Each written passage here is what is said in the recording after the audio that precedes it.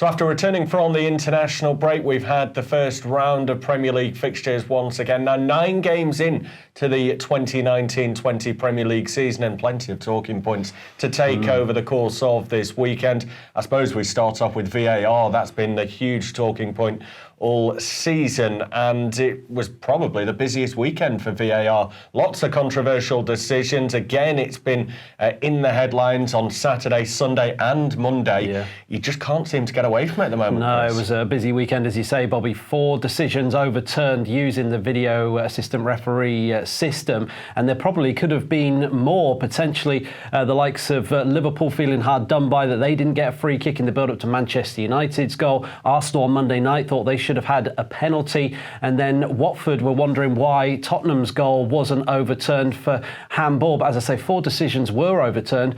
One of those was wrong, though, in my eyes. The Leicester against Burnley game, Burnley's equalising goal should have stood. Looked like Johnny Evans tripped himself up, and yet even after reviewing it, Bobbie, they overturned it, which is more a human error, isn't it? Still, this system is far from perfect due to the people operating it. Yeah, and one of the big things as well is the fact that referees haven't been using the monitors. It's something that, again, is used widely across on the continent, and we've heard the referees do have the option to go and check it on the field just to confirm that they agree with the VAR decision that has been handed down to them.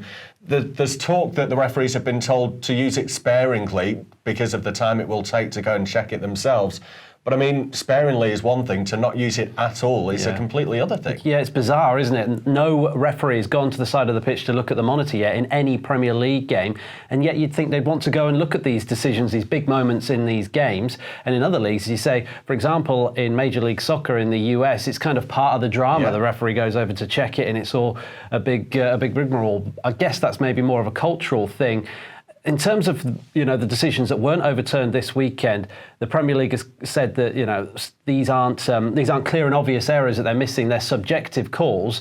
But you go back to August, where Chelsea had a goal ruled out for what was described as a subjective decision. You can't do that there and then all of a sudden come down the line and say, no, these subjective decisions aren't going to be reviewed by VAR. It's all a bit of a mess at the minute. It's a lot of teething problems with VAR. Yeah, I think we are going to see this one run all season and possibly for a few years still to go until it's ironed out and we see it finally working to its full and great effect. I think eventually, ultimately, it probably will benefit the game, but just needs that time. Let's go on to talk about one of the games in particular then, and that one for me is Sunday's match. Yeah. It's on Manchester United against Liverpool. I think many people expected Liverpool just to roll over the Red Devils, but when it comes to derbies, sometimes that form goes out the window. Liverpool had won all 8 so far this season heading into the match. It was 17 wins on the bounce, wasn't it, in the Premier League going back to last season, and they're such a strong side. But Manchester United somehow managed to get the tactics right. Yeah, they did, didn't they? It was interesting, Ole Gunnar Solskjaer changing how he set his team up, going with sort of a back 5, if you will, with wing backs,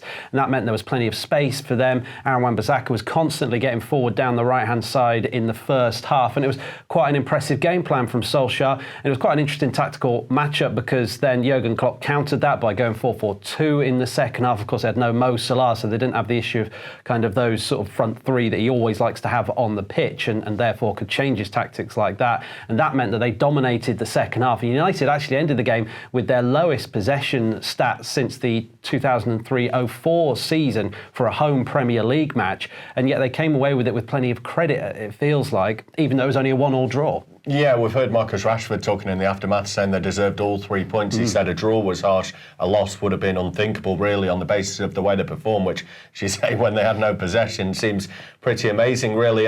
Just to touch a little bit more on Liverpool, you mentioned Mo Salah in the game. Are we looking at a side here that is still struggling for depth, maybe? We've seen City drop points this season when they had no Kevin De Bruyne in the starting lineup. They brought him on against Norwich eventually, but they couldn't turn it around. Liverpool's front 3 is heralded so much. Firmino, Mane, Salah, missing one of them against United, and it just seemed as though it didn't click as well. Yeah, they were struggling when they Divock Origi, the Champions League hero of last season, got the start. Didn't really affect the game that much, did they? And so they changed it, as I say, changed the shape. They brought on Alex Oxlade-Chamberlain, they brought on Lallana, who got the equalising goal. So I suppose from that point of view, they do have other options, but when it comes to attacking options, they do lack strength in depth, don't they? If Origi he's always been hit and miss, hasn't he, for Liverpool, and that was the case on Sunday, and they really paid the price. It is a difficult place for Liverpool to go. They don't have a good record at Old Trafford, and that was brought to the fore on Sunday afternoon. Yeah, it's the only manager that Jurgen Klopp's actually failed to beat, having played him on more than one occasion, is Ole Gunnar Solskjaer, so seems the bit of the bogeyman for him. Looking ahead for Liverpool, they take on Tottenham next in the Premier League. Tottenham also had a form a bit like United.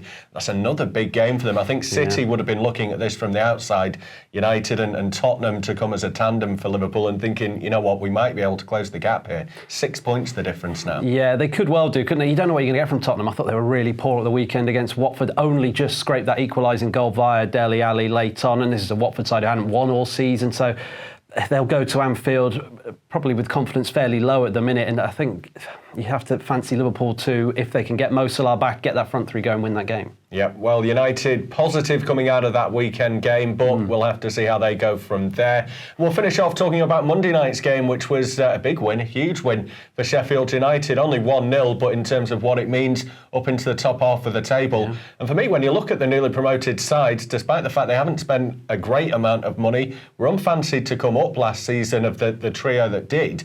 They're performing really well, so well drilled under Chris Wilder, and they just seem to have a fantastic organisation, which seemed to be the difference on Monday. Yeah, amazing. Chris Wilder has done a fantastic job, hasn't he, with his boyhood team, Sheffield United. They've now won 79 games since he took charge in 2016. Only Jurgen Klopp and Pep Guardiola have won more games in that time frame. It's a fantastic performance by them. And they're not the bully boys of Sheffield United of old under Neil Warnock. They're a very tactically astute team, really outthought Arsenal. You know, they made the most of the possession that they had. Arsenal dominated that game in terms of possession, but only had 3 shots on target. Sheffield United had 2. It was a tight game, but they're much, much better than I think a lot of people give them credit for. Yeah, once they get ahead in matches, they don't seem to throw away that lead, as we've seen with some of the other newly promoted sides. In fact, you have to go all the way back to 2014 for the last time that they lost a game when they were leading at half-time. So that's really impressive. And what they'll need as well, especially at Bramall Lane, when you look at the performances they're putting so far there this season, they just about lost to Liverpool, that goalkeeping error. Even away from home, they performed quite strongly. They're 2-0 down at Chelsea and came back to draw 2-2. So they've got a great fighting spirit. And just to focus on their defensive side of things, I know we've spoken about they're not just a physical side, but we spoke about them last season a lot with that overlapping central defenders, the back three. They've got John Egan, Jack O'Connell and Chris Basham as that back three. Players who many might not have known before this season, lower league players that have come up, not, as we say, spent a huge amount of money on them, but Wilder just seems to have moulded them into this fantastic unit. Yeah, you're right, in terms of nobody seems to get to grips with these overlapping centre-halves. It gives teams all kinds of problems, and yet they still hold this really good shape, don't they? They still hold a really good line. They've got good fullbacks coming forward as well, and they're not afraid to take the game to teams like Arsenal, like Liverpool. Away from home, I think they're unbeaten. You know, they went and won away at Everton as well. So they've had a tricky start to the season, and I've been very impressed by how they've gone about things. And as you say, there's not much Premier League experience in that side. Maybe that'll count against them going down the stretch, but I think right now, you know, Sheffield United are a team you don't want to be coming up against. And just finally to touch on Arsenal as well, 1 away win so far this season, just 4 wins away in the last 17 away, stretching back to last term. If they realistically want to challenge for the top 4, that's the area they need to improve. Yeah, massively. They're so poor away from home. They keep getting beaten away at newly promoted sides as well. It was a problem all last season for Unai Emery's men. And it's the lack of creativity that is really frustrating Arsenal fans. All these fantastic players on the pitch, and yet they only muster 3 shots on goal in a game they were chasing for such a long period of time. Unai Emery is a man under pressure, I think, at this moment. No Mesut Ozil in the squad again. Put Kieran Tierney on the bench, no Hector Bellerin. All these players who you feel like would improve the Arsenal team. It's a big question that Emery's got to answer in terms of how he can get more creativity out of this Arsenal side. Well, only time will tell if he can solve the issues between now and the end of the season. But that's it from myself and Chris, looking back at game week 9 in the Premier League. Make sure that you do hit that subscribe button and make sure you follow us on the social medias as well.